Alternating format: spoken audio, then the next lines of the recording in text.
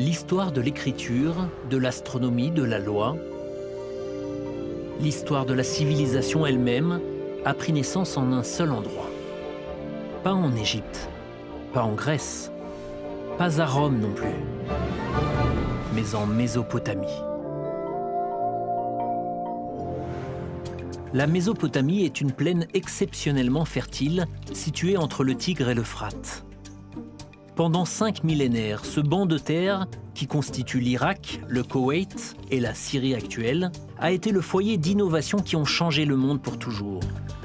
Inhabitée pendant près de 12 000 ans, la Mésopotamie, au climat stable, au sol riche et irrigué par de l'eau fraîche, réunissait toutes les conditions pour le développement de l'agriculture. Il y a environ 6 000 ans, semble-t-il du jour au lendemain, certains camps agricoles se sont transformés pour devenir les premières villes du monde. De 4000 à 3100 avant notre ère, la Mésopotamie a vu fleurir une constellation de cités rivales.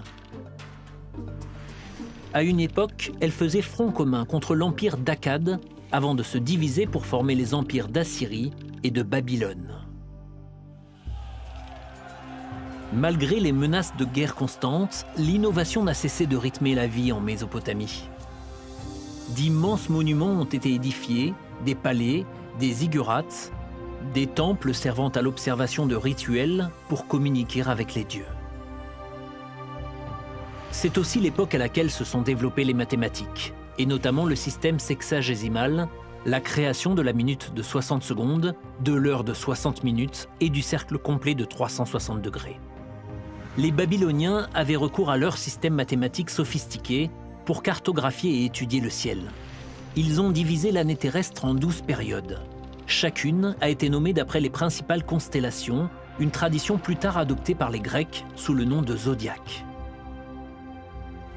Ils ont également divisé la semaine en 7 jours, qu'ils ont nommés en hommage à leurs 7 dieux, liés aux 7 planètes observables dans le ciel. Mais l'innovation la plus déterminante venue de Mésopotamie est sans doute l'alphabétisation. Ce qui au départ n'était que de simples images tracées sur de l'argile humide pour les registres des biens et des richesses, s'est développé pour devenir un système d'écriture sophistiqué en 3200 avant notre ère environ. Ce système d'écriture, aujourd'hui connu comme cunéiforme, s'est avéré si flexible qu'en 3000 ans, il a été adapté à une douzaine de langues majeures et de nombreux usages, dont les registres de lois du roi babylonien Hammurabi, qui ont servi de base au système judiciaire unifié.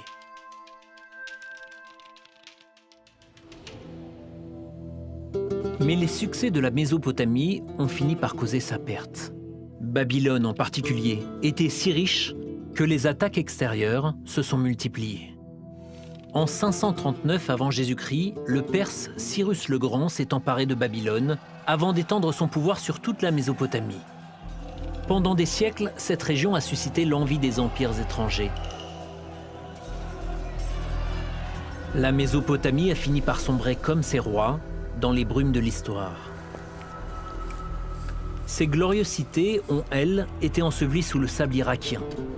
Mais cet idéal perdure à travers l'écriture, la loi, les mathématiques, l'astronomie et la civilisation elle-même.